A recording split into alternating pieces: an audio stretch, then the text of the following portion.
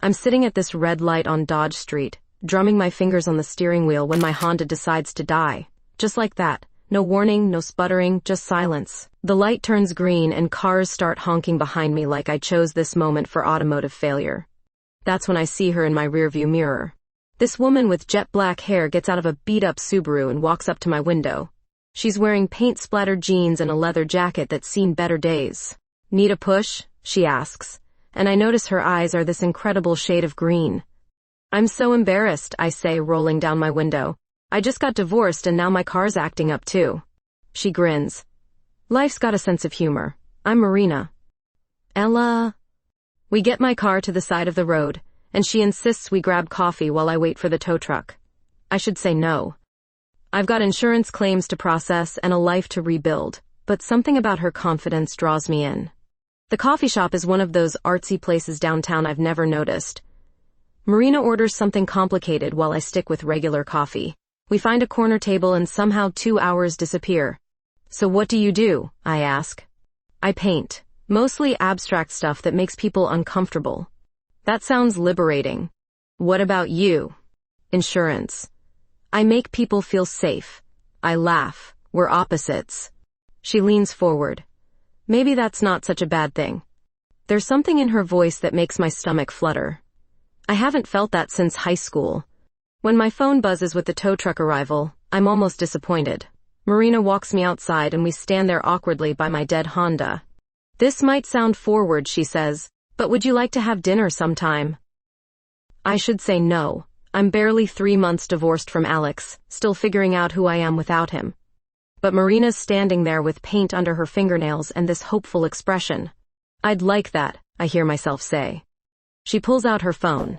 "What's your number?" As I recite the digits, I wonder what the hell I'm doing. This woman is nothing like anyone I've ever spent time with. She's artistic, spontaneous, probably votes differently than me, but when she smiles after saving my contact, something inside me shifts. "I'll call you," she says. The tow truck driver is impatient, but Marina doesn't seem to notice. She gives me this little wave and heads back to her Subaru. I watch her drive away, feeling like something important just happened, but not quite sure what. Later that night, lying in my empty bed in my empty house, I keep thinking about those green eyes and the way she said my name. Like it meant something. Marina calls 3 days later while I'm reviewing claim files at my kitchen table. Her voice sounds different over the phone, softer somehow. "There's this little Italian place on Farnham Street," she says. "Tomorrow night?" "Sure," I say, then immediately panic about what to wear. "It's just dinner between friends, right?" The restaurant is dimly lit with candles on every table. Marina's already there when I arrive, wearing a black dress that shows off her shoulders. I chose my conservative blue blouse and feel overdressed and underdressed at the same time. "You look beautiful," she says, standing to pull out my chair. No one's done that for me in years. Alex always let me seat myself. We order wine and talk about everything except why we're here. She tells me about growing up in Colorado, how she moved to Omaha for art school and never left. I share stories about my insurance clients, the weird claims I've processed. "Last week, someone tried to claim their goldfish died from emotional distress," I say. Marina laughs, and the sound makes something warm spread through my chest. "Did you approve it?" "Damn right I did. That fish had feelings." When she reaches across the table to touch my hand, I don't pull away. Her fingers are warm and paint-stained, so different from Alex's manicured businessman hands. After dinner, she suggests we walk to this gallery opening downtown. I should go home, but I hear myself saying yes again. The gallery is packed with people who look like they belong in magazines. Marina knows everyone, introducing me as her friend Ella. I notice how some women look at her, the way they smile and touch her arm when they talk. "Marina's pieces are incredible," says a blonde woman in designer clothes. So raw and honest about female desire. That's when it hits me. The way women look at Marina isn't just admiration for her art, and the way Marina looks back at some of them isn't just friendship. We're standing in front of one of her paintings, this swirl of reds and blues that somehow looks like passion made visible, when she turns to me. "What do you think?" "It's beautiful," I say, but I'm looking at her face, not the painting. "Ella," she says quietly, and steps closer. The gallery noise fades away, It's just us and this moment that feels bigger than anything I've experienced. She reaches up and touches my cheek, and I should step back, but I can't move. Is this okay? She whispers. I nod because words seem impossible. When she kisses me, it's soft and careful, like she's asking permission with her lips. The world tilts sideways. I've never been kissed by a woman before, never even thought about it, but this feels like coming home and running away at the same time. We break apart, and I'm breathing hard. I should go, I say, but my feet won't move. Should you? We walk back to our cars in silence. The spring air feels different against my skin, like everything's changed in the space of one kiss. Ella, Marina says when we reach my Honda, I want you to know, I don't usually do this. Do what? Fall for straight women who've just gotten divorced. The word fall hangs between us like a confession. I don't know what I am anymore, I admit. She smiles. Maybe that's okay. I drive home with my lips still tingling, my mind racing. In my bathroom mirror, I touch my mouth where she kissed me. The woman looking back at me has messy hair and bright eyes, and looks like someone I don't recognize. Someone who might be falling for a woman named Marina Kelly. I can't sleep. Every time I close my eyes, I feel Marina's lips on mine and my heart starts racing again. By morning, I'm exhausted and confused and desperately need my sister's advice. Bethany's law office downtown is all glass and steel, nothing like my modest insurance agency. Her secretary waves me through, and I find my twin reviewing contracts in her corner office. You look like hell, she says without looking up. Thanks. I need to talk. She finally glances at me and sets down her pen. We're identical twins, but Bethany always looks put together in her power suits while I feel like I'm playing dress-up in grown-up clothes.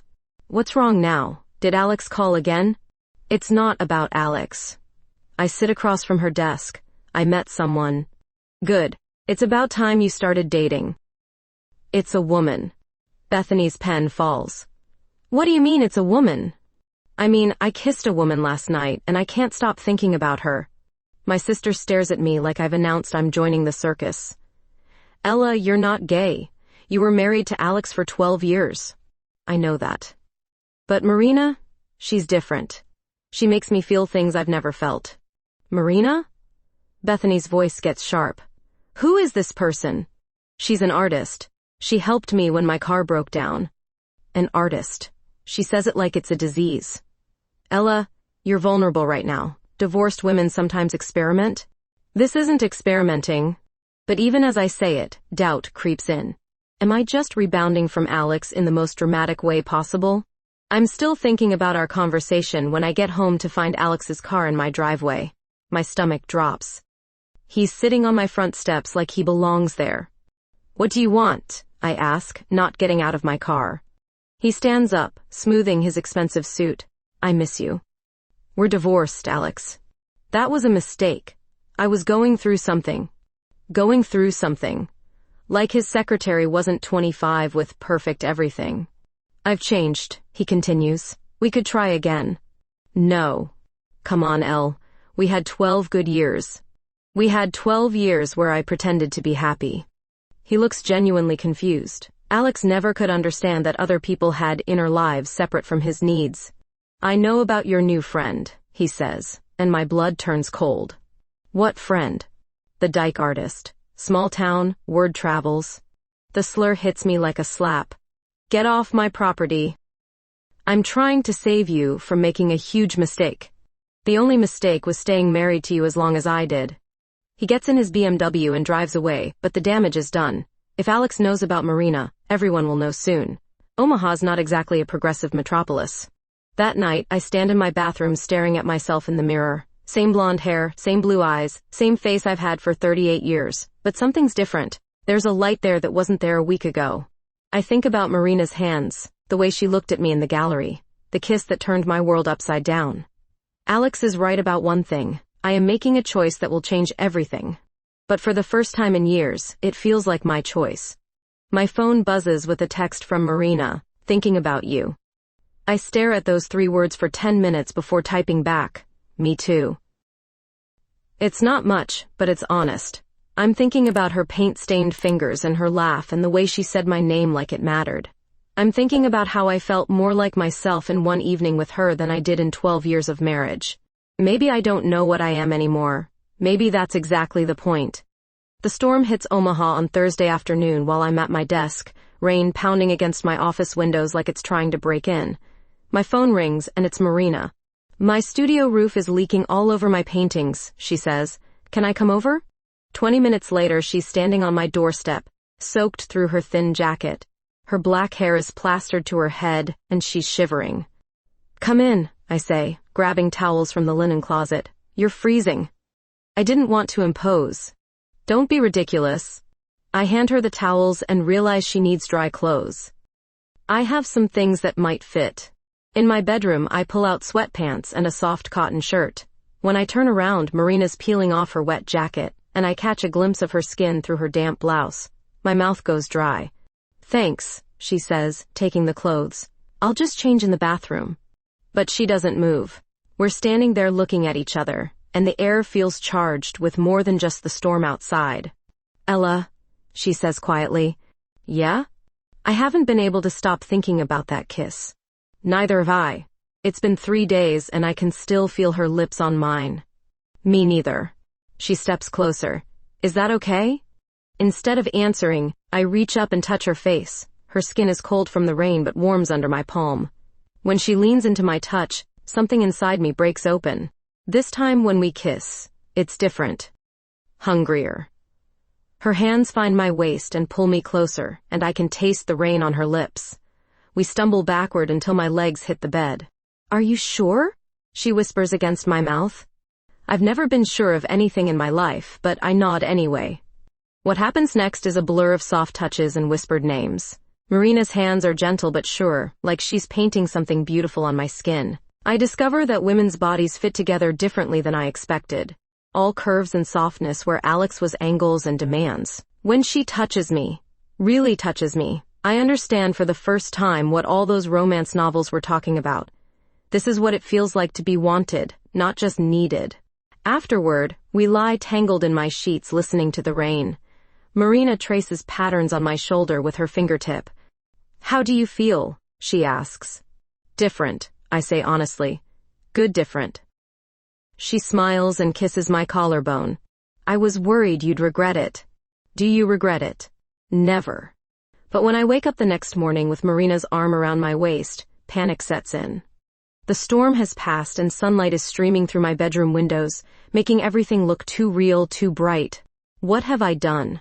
This is my marriage bed, the house I shared with Alex. What if someone saw Marina's car in my driveway all night? What if Bethany finds out? What if Alex was right and I'm just having some kind of breakdown? Marina stirs beside me, her green eyes opening slowly. Good morning, she says, smiling. Morning. She must see something in my face because her smile fades. What's wrong? I don't know. This is all so new. She sits up, pulling the sheet around herself. Do you want me to leave? No. Yes. I don't know what I want. Marina gets out of bed and starts gathering her clothes. It's okay, Ella. We don't have to figure everything out right now. I'm sorry. I'm not good at this. At what? At being brave. She stops dressing and looks at me. You think last night wasn't brave? I hadn't thought of it that way. Call me when you're ready, she says, kissing my forehead before she leaves. I spend the rest of the morning in bed, staring at the ceiling and trying to make sense of what I'm feeling. My body still remembers her touch, but my mind is spinning with doubt and fear. One thing I know for certain, I can't go back to who I was before Marina Kelly walked into my life. I'm avoiding Marina's calls for 3 days when Bethany shows up at my office unannounced. She's wearing her serious lawyer face, the one that means trouble. We need to talk, she says, closing my door behind her. If this is about Marina again, it's about Uncle Harold's will. Our uncle, the family patriarch who made his fortune in real estate and never let anyone forget it. I haven't thought about him in months. What about it? Bethany sits across from my desk, her hands folded. He's dying, Ella. Pancreatic cancer. 6 months, maybe less. I'm sorry to hear that, but there's a condition in his will. For us to inherit anything, we both have to be married to men by the time he dies. The words hit me like cold water. What? $50 million, Ella. Split between us, but only if we're both married to men. I stare at my sister. That's insane. And probably illegal. It's not illegal. Discriminatory maybe, but not illegal. He can leave his money to whoever he wants with whatever conditions he wants. Why are you telling me this now? Bethany looks uncomfortable. Because I've been reporting to his lawyers. About your activities. About Marina. The betrayal hits me like a physical blow. You've been spying on me? Not spying, just keeping them informed. Uncle Harold wanted to know if either of us was at risk of not meeting the conditions. At risk? My voice is getting louder. At risk of being happy? Ella, it's $50 million. I don't care if it's $1 billion. I won't be bought. Think about what you're saying. You could marry Alex again. He'd take you back in a heartbeat. Over my dead body. Bethany leans forward. What about your business? Your house? You could lose everything if you don't have that inheritance. I'll figure it out. Will you? Because Marina Kelly isn't exactly a stable provider. The way she says Marina's name, like it tastes bad, makes my blood boil. How do you know Marina's last name? I had her investigated. You what? Standard background check. Did you know she used to date Uncle Harold's former assistant, a woman named Rebecca Chen who worked for him in the 90s? This stops me cold. Marina never mentioned knowing anyone connected to my family. What does that mean? It means this whole thing might not be as random as you think. Marina Kelly showing up in your life right when Uncle Harold's health is failing, right when his will becomes relevant? That's ridiculous. She helped me with my car. Did she? Or did she cause your car to break down?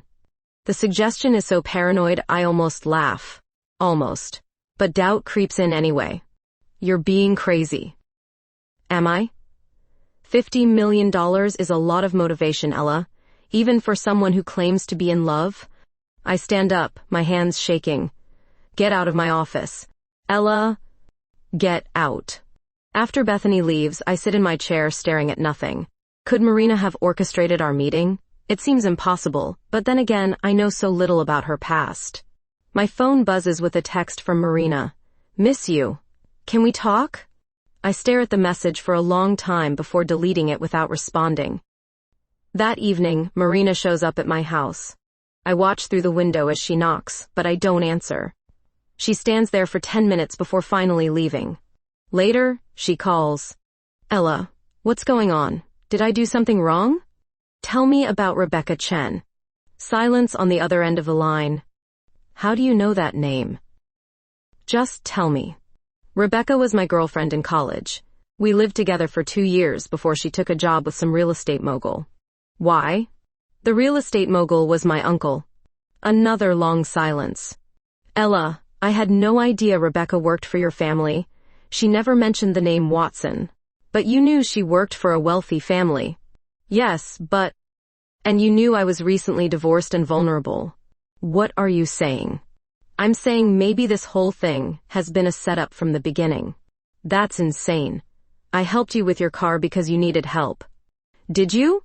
Or did you sabotage my car so you could play hero? I can't believe you're asking me this. Neither can I. But the words are already out there, poisoning everything between us.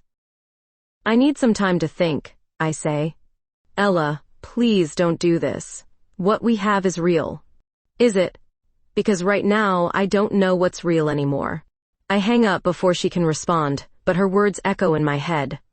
What we have is real. The problem is, I want to believe her so badly it scares me. Uncle Harold's lawyers call on Monday morning. Their tone is polite but firm, like undertakers discussing funeral arrangements. Miss Watson, we understand you're seeing someone inappropriate, the lead attorney says. Your uncle is prepared to be generous if you end this relationship immediately. Generous how? A check for $100,000. Today. Just for walking away from this woman. I hang up without answering. 2 hours later, the phone rings again. This time, it's Uncle Harold himself, his voice weak but still commanding. Ella, you're throwing away your future for some perverted fantasy. It's not a fantasy. It's disgusting. Your parents would be ashamed. The words hit their target. My parents died when Bethany and I were 25. Sometimes I still wonder what they'd think of my choices. My parents aren't here to be ashamed of anything. But I am. And I won't let you destroy our family name. By being happy? By playing house with a woman who's obviously using you. After he hangs up, I sit in my kitchen drinking coffee and wondering if everyone's right. Maybe I am having some kind of breakdown. Maybe Marina really is manipulating me. But then I remember how she looked at me that night during the storm like I was something precious. How she touched me like she was afraid I might break. That wasn't manipulation. That was love. My front door opens and Alex walks in like he still lives here. I forgot I never got my key back. What the hell are you doing here? Saving you from yourself, he says, sitting across from me uninvited. I talked to your uncle. Of course you did. He's offering us both something good, Elle. We get back together, inherit the money, everyone wins. I don't want to get back together. You don't want $50 million? Not with you attached to it? Alex leans forward. I know what this is really about. You're mad because I cheated. I get it. But this lesbian thing is just revenge. This lesbian thing? Come on. You're not gay, Ella. You're hurt and confused and acting out. Get out of my house. Think about what you're giving up.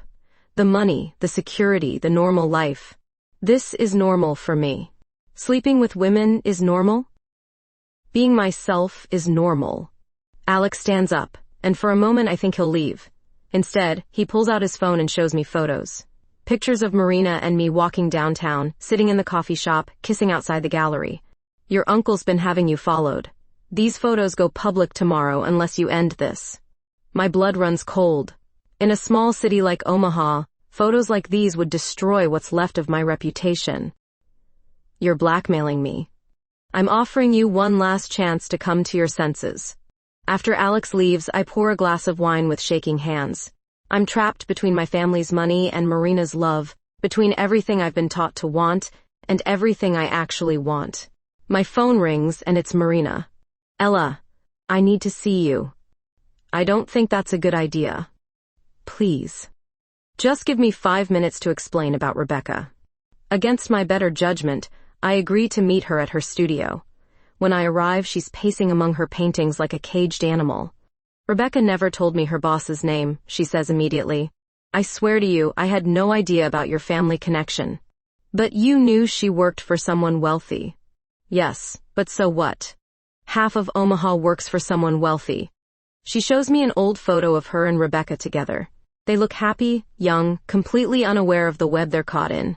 She left me for a man, Marina says quietly. Said it was easier that way. I haven't spoken to her in 15 years. Marina, I love you, she says, cutting me off. I know it's fast and crazy, but I love you. Not your money, not your family connections. You. When she kisses me this time, it tastes like desperation and goodbye. I kiss her back because I love her too, even if I can't say the words. We make love on the couch in her studio, surrounded by her paintings. It's different from before, more urgent, like we're trying to memorize each other. She moves above me with careful intensity, and when she touches me, I forget about uncles and inheritances and photographs. There's only this woman who sees me completely and loves me anyway. Afterward, we lie together listening to the city sounds outside her window. What are we going to do? She asks. I don't know. Your family's not going to back down. No. And you're not going to marry Alex. Never. She's quiet for a while. Then, maybe I should leave town. Just for a while, until things settle down. No, I say, surprised by how quickly the word comes out. Ella, they're going to destroy you because of me. Let them try. She looks at me with something like awe. You mean that? Yeah, I say, and realize I do. I mean that. For the first time since Uncle Harold's lawyers called, I feel like myself again. The annual Watson family dinner is supposed to be a celebration of Uncle Harold's life while he's still here to see it. Instead, it feels like a tribunal. The whole family is gathered in his mansion's dining room, and I can feel their eyes on me like I'm a specimen under glass.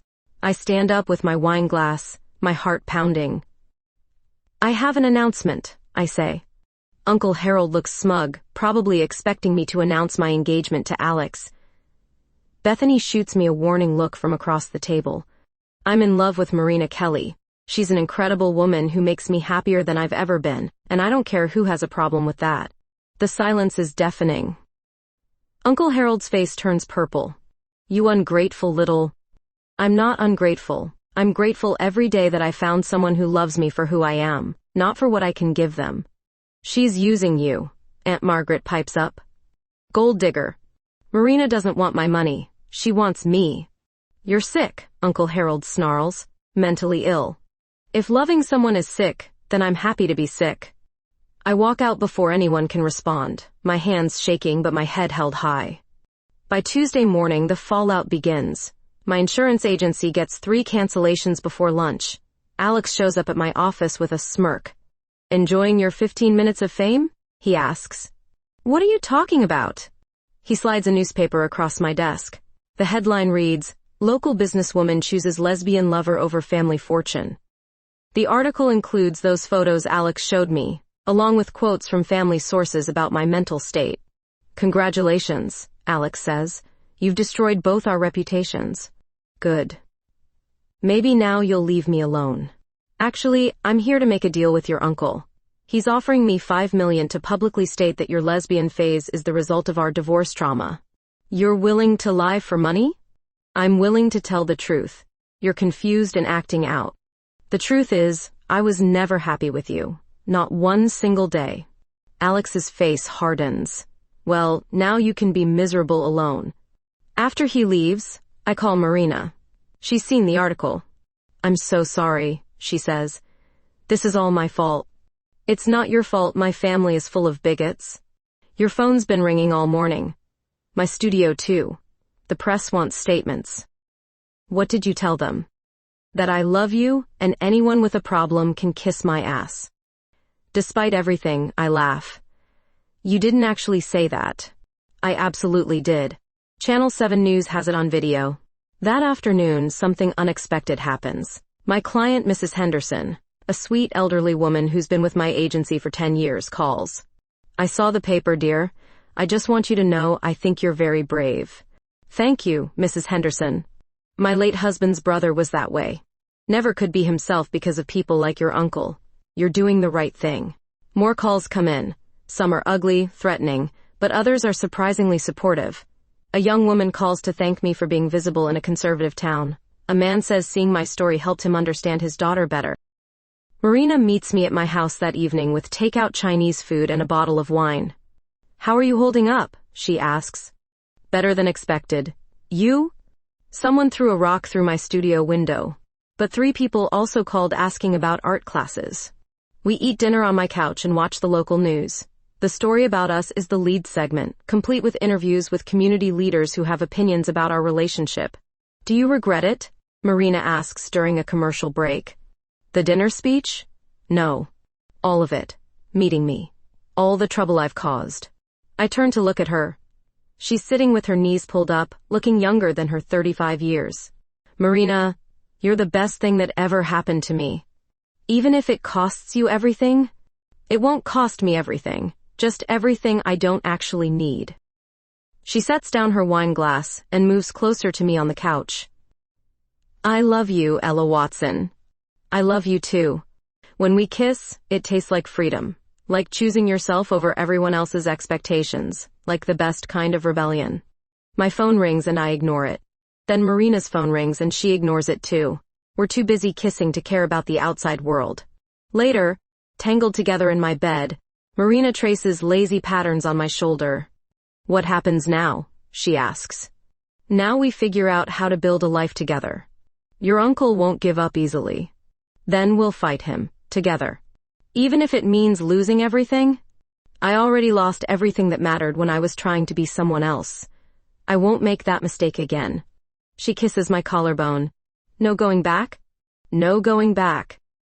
Outside, it starts to rain, but inside, we're warm and safe and completely ourselves. Marina and I hire the best civil rights attorney in Nebraska, a sharp woman named Susan Martinez who specializes in discrimination cases. We meet her in her downtown office, and she doesn't waste time with pleasantries. Your uncle's will is discriminatory, but it's not illegal, she says. However, if we can prove he's been manipulating family members through coercion and threats, we might have a case. What kind of proof do you need? I ask. Documentation, recordings, witnesses willing to testify about his behavior patterns. Marina squeezes my hand. What about the photos? The surveillance? That's harassment. Possibly stalking. We can work with that. Susan explains that we'll need to file multiple lawsuits, one challenging the will's discriminatory conditions, another for harassment and invasion of privacy. It's going to be expensive and public. Are you prepared for this to get ugly? Susan asks. It's already ugly, I say. The next morning, something amazing happens. I'm opening my insurance office when I see a line of people outside. My first thought is that protesters have come to harass me. Instead, I find potential clients. We saw you on the news, says a middle-aged man with his wife. Takes guts to stand up to family like that. We want to do business with someone who has integrity. By noon, I've signed 6 new policies. My phone keeps ringing with appointment requests.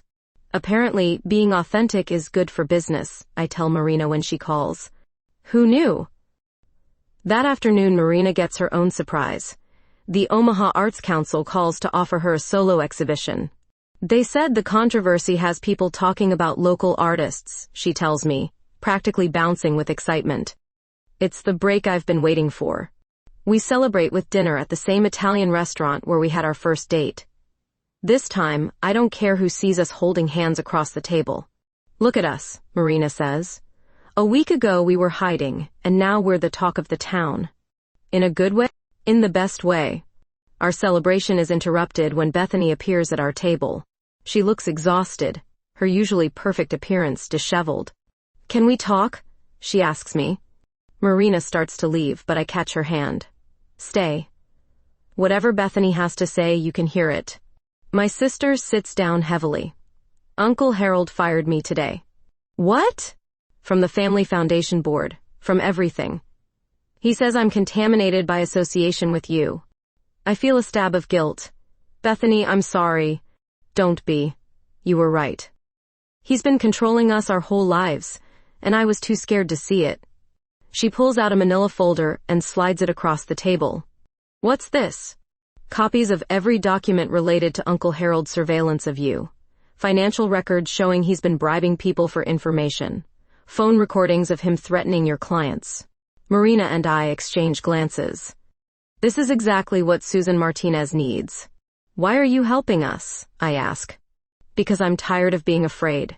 And because watching you choose love over money made me realize I've never chosen anything in my life. What about your inheritance? Screw the inheritance. I'd rather be broke and free than rich and miserable. She stands to leave, then turns back. For what it's worth, I think Marina's good for you. I haven't seen you this happy since we were kids. After Bethany leaves, Marina reaches across the table and takes both my hands. Your sister's brave. It runs in the family, apparently. What happens now? Now we take Uncle Harold down.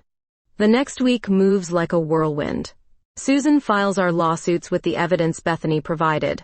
The local media picks up the story of the discriminatory will and family coercion. Uncle Harold's lawyers scramble to do damage control. Then the private investigator Susan hired makes a discovery that changes everything. Your uncle's been embezzling from the family trust for 20 years, Susan tells us in her office. The $50 million he's dangling, it doesn't exist anymore. He's been using inheritance money to fund his real estate deals. So, even if we married men, we wouldn't get anything? Correct. He's been running a con on his own family. Marina starts laughing. All this drama over money that doesn't exist? It gets better, Susan continues. The FBI is interested in his tax evasion. Your uncle's about to have bigger problems than who you're sleeping with. When we leave Susan's office, I feel lighter than I have in months. Marina and I walk through downtown Omaha hand in hand, and for the first time, I don't care who sees us. So what do we do now? Marina asks. Now, we live our lives. She stops walking and pulls me into her arms right there on the sidewalk. I love you, Ella Watson. I love you too, Marina Kelly. When she kisses me, I taste freedom and possibility, and the future we're going to build together. The courthouse steps in downtown Omaha are packed with reporters when we arrive for the final hearing. Marina squeezes my hand as cameras flash around us. 6 months of legal battles have led to this moment. Ready? She asks. Ready? Inside, Uncle Harold looks like a shadow of his former self. The FBI investigation has taken its toll, and his empire is crumbling. His lawyers look defeated before the hearing even begins. Judge Peterson reviews the evidence methodically. The court finds that Harold Watson engaged in systematic harassment, coercion, and financial fraud against his family members. The discriminatory will provisions are hereby declared null and void. The gavel falls, and it's over.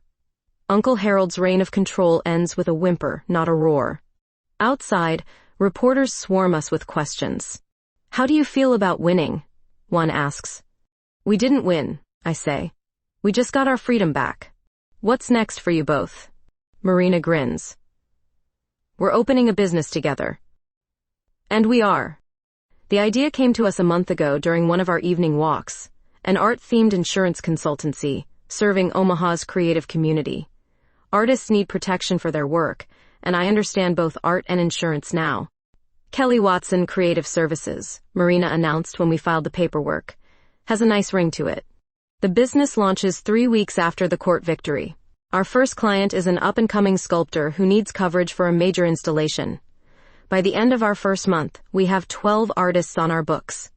Look at us, Marina says one evening as we review contracts in our shared office space. A power couple.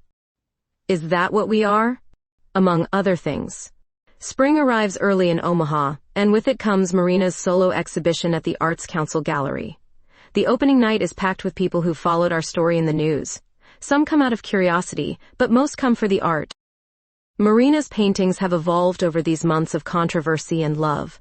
They're bolder now, more confident. The centerpiece is a series called Breaking Free, abstract pieces that somehow capture the feeling of choosing yourself over everyone else's expectations. These are incredible, I tell her as we stand before the main wall. You inspired them. I inspired you to paint swirls of red and blue? You inspired me to paint truth. Bethany arrives fashionably late, wearing a dress I've never seen before. Bright yellow instead of her usual conservative black. You look different, I tell her. I feel different. Turns out freedom suits me. She's been dating someone new, a kindergarten teacher named Jenny who makes her laugh. Bethany's still figuring out her own identity, but she's doing it on her own terms now. Any regrets? She asks, nodding toward a painting of intertwined figures. None. You? Only that it took us so long to grow spines. As the evening winds down, Marina finds me standing in front of her latest work, a painting that somehow captures the exact color of hope. Penny, for your thoughts? Just thinking about how much has changed. Good changes? The best changes. 6 months later, we're planning something I never thought I'd want again, a commitment ceremony. Not a wedding, exactly, since Nebraska doesn't recognize same-sex marriage, but a celebration of our partnership. We'll hold it in Marina's studio, surrounded by her art and the friends who've become our chosen family. Bethany will officiate, having gotten ordained online just for the occasion. Susan Martinez will be my best woman, and Marina's college friend David will stand up for her. Are you nervous? Marina asks the night before, as we paint our nails in her apartment. Should I be? I don't know. I've never committed my life to someone before. Me neither, not really. What do you mean? With Alex, I was committing to an idea of what my life should look like. With you, I'm committing to what it actually looks like. She reaches over and takes my hand, nail polish and all. I love what it looks like. The ceremony itself is perfect in its imperfection. Bethany stumbles over her lines. David cries during his reading, and it starts raining just as we're exchanging rings. But when Marina looks into my eyes and promises to love me through whatever comes next, I know I'm exactly where I belong. I now pronounce you partners for life, Bethany declares, and everyone cheers. When Marina kisses me, it tastes like coming home and setting off on an adventure at the same time. Like the beginning of something beautiful. 2 years later, Kelly Watson Creative Services has expanded to 3 cities, and we're considering franchising. Marina's art hangs in galleries across the Midwest. We've bought a house with a studio attached and 2 rescue dogs who think they own the place. Sometimes I run into Alex at the grocery store. He remarried quickly, his secretary from the affair, and they seem happy enough. He nods politely when he sees me, like we're acquaintances who once knew each other. Uncle Harold died 18 months ago in federal prison. I didn't go to the funeral. But mostly, I don't think about the past anymore. I'm too busy living the life I chose. Messy and uncertain and absolutely mine. No regrets? Marina asks one evening as we sit on our porch watching the sunset. Not a single one. She leans over and kisses my cheek, and I taste forever on her lips.